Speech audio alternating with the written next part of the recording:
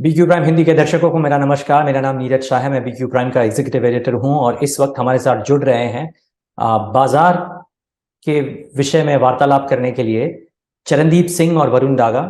ये दोनों को फाउंडर हैं गिरिक कैपिटल के। गिरिक कैपिटल एक पीएमएस है जो बंबई में लोकेटेड है और इनका काफी सालों से रिकॉर्ड काफी बेहतर रहा है और इसलिए हम उनसे समझना चाहेंगे कि वो फिलहाल मार्केट्स के बारे में क्या सोचते हैं।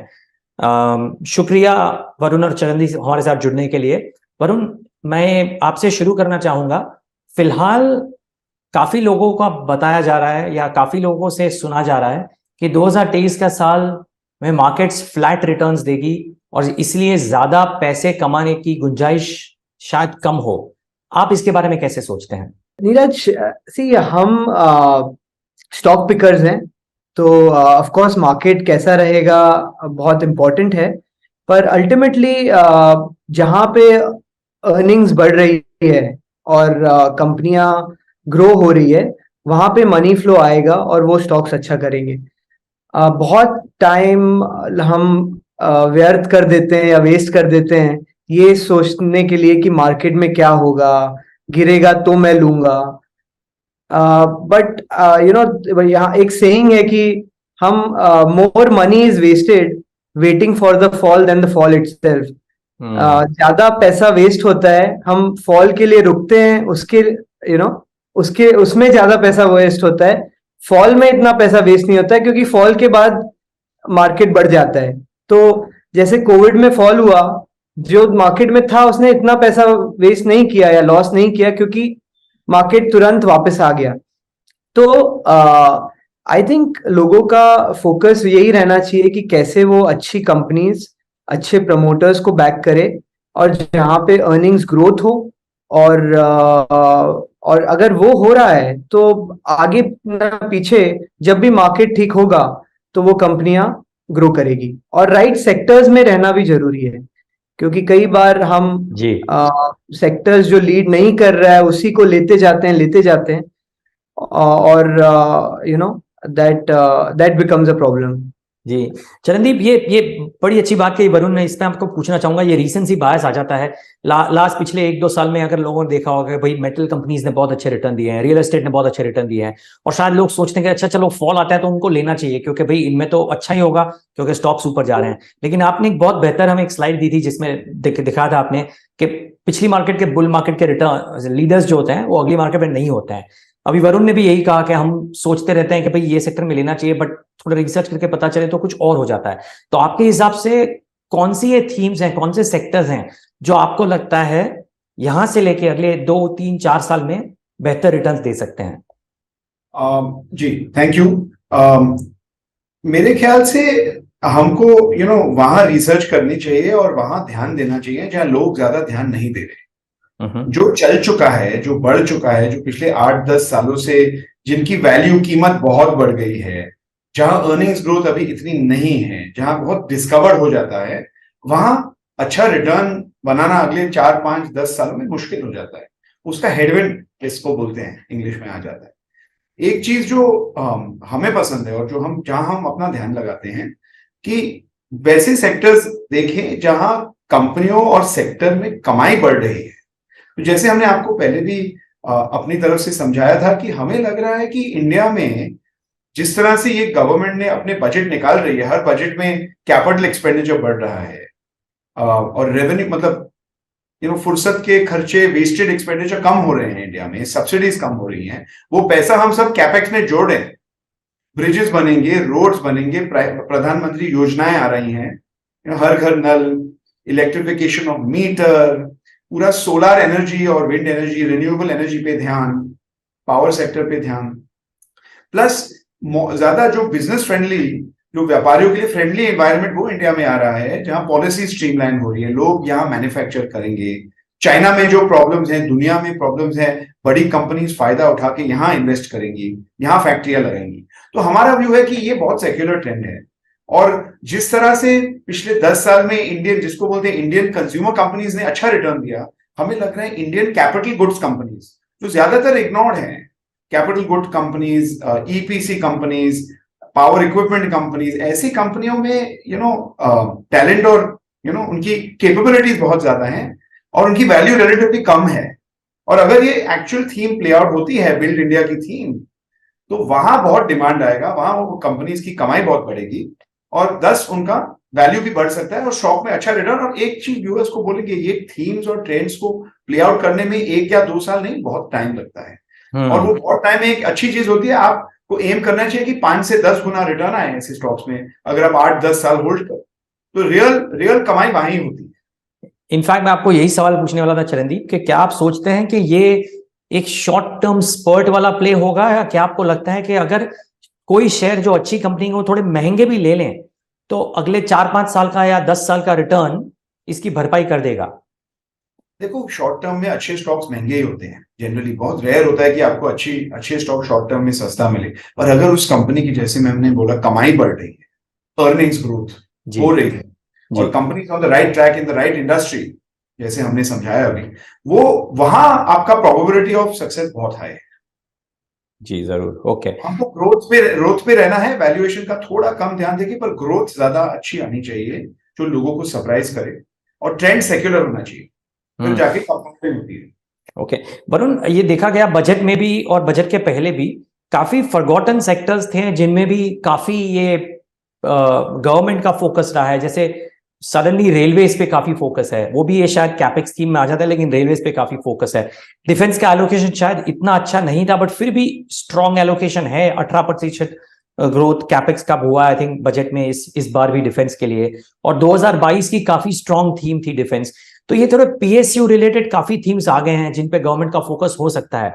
क्या इन पे भी निवेशकों को ध्यान देना चाहिए? क्या आप इसमें ध्यान दे रहे हैं या आपने इन्हें रिजेक्ट कर दिया है? जी, हम देखते सब हैं, क्योंकि ये जरूरी है कि हम हमारा दिमाग खुला रखें। नहीं तो क्या है, कई बार हम बायस हो जाते हैं कि हमको यही लेना है, पीएसयू को हाथ नहीं लगाना है। और कई बार वही कंपनियां, वही सेक्टर ऐसी होगी जो सबसे ज्यादा रिटर्न दे देगी। क्योंकि अगर आप 2003 से 2007 देखें तो पीएसयू बैंक्स और पीएसयू कंपनीज ने ज्यादा पैसा कमाया था प्राइवेट से। पर हमें एक चीज का काफी ध्यान रखना चाहिए कि जो कंपनियां हम ले रहे हैं, क्या उसका कस्टमर बेस डाइवर्सिफाइड है, क्या वो एक्सपोर्ट कर रहा है, या क्या उसकी सारी अगर उसकी सेलिंग या उसका सेल्स सिर्फ गवर्नमेंट को ही हो रहा है। जैसे कई डिफेंस कंपनियों में क्या है, सिर्फ गवर्नमेंट को ही सेल हो रहा है, तो उसमें थोड़ा रिस्क आ सकता है। कल को कोई भी पॉलिसी चेंज हो गई, या तो एक सिंगल कस्टमर रिस्क का थोड़ा ध्यान रखना चाहिए। कौन सी ऐसी कंपनी है जहां पे कस्टमर्स काफी हैं, एक्सपोर्ट हो रहा है, ग्लोबली वो कंपनी को रिकग्निशन मिला है, तो वो कंपनियां अगर पीएसयू भी है तो क्या फर्क पड़ता है अगर वो अच्छे से चल रही है तो। हम हर पीएसयू को एक ही पेंट से ब्रश नहीं कर सकते कि पीएसयू मतलब अच्छे से नहीं चल रही होगी। तो मतलब जैसे हमने देखा SBI, it is very well run, बहुत अच्छे से चलती है। कुछ दूसरी पीएसयूज हैं जो अच्छे से नहीं चलती है। तो सेम सेक्टर में कुछ पीएसयूज ऐसी हैं जो अच्छे से चलती है, उसकी गवर्नेंस अच्छी है, and they do a great job in the market place.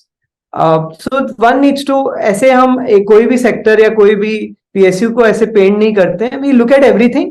पर क्या वहां पे कस्टमर रिस्क है, क्या वहां पे इंडस्ट्री रिस्क है, गवर्नमेंट रेगुलेटरी रिस्क है, क्या वहां पे इंस्टीट्यूशंस आएंगे स्टॉक लेने, वो भी इंपॉर्टेंट है। जी जरूर जरूर। आखिरी 2 सवाल वरुण, पहले आपसे पूछना चाहूंगा, चरणदीप ने बताया था कि जो अनलव्ड पॉकेट्स होते हैं उसमें भी कभी देखना चाहिए, क्योंकि अंडर ओनरशिप हो सकती है वगैरह वगैरह। लास्ट 12 महीने में अगर देखें तो एक स्पेशलिटी केमिकल्स रहा या फार्मास्यूटिकल्स रहा, वो एकदम निग्लेक्ट हो चुका है। लोगों को देखना नहीं है, अर्निंग्स ग्रोथ आ नहीं रही है, मैनेजमेंट कमेंट्री मिक्स्ड है काफी, और सप्लाई चेन इश्यूज भी हैं। क्या आपको ये कीचड़ में कोई कमल दिख रहा है?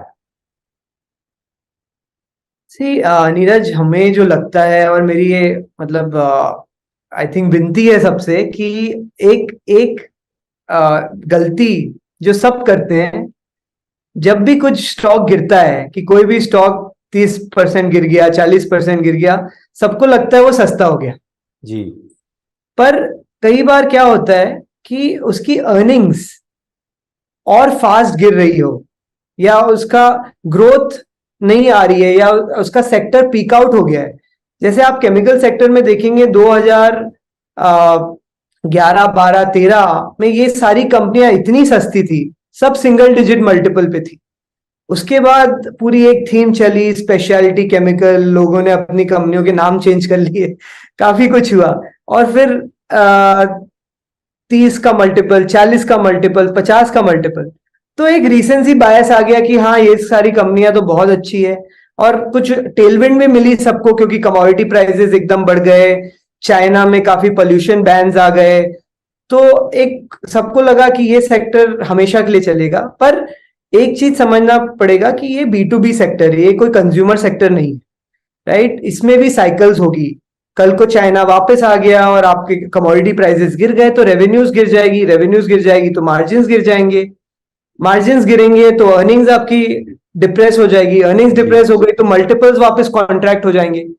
तो अगर आपका 40 का पी अगर 20 का पी हो गया तो आपके स्टॉक आधा हो जाएगा, और उसमें अगर अर्निंग्स कॉन्ट्रैक्ट हो गई तो इट कैन फॉल 70% ऑल्सो। सो मैं ये कहूंगा, जस्ट बिकॉज कुछ गिर गया है doesn't mean it is value. Price is price and value is value.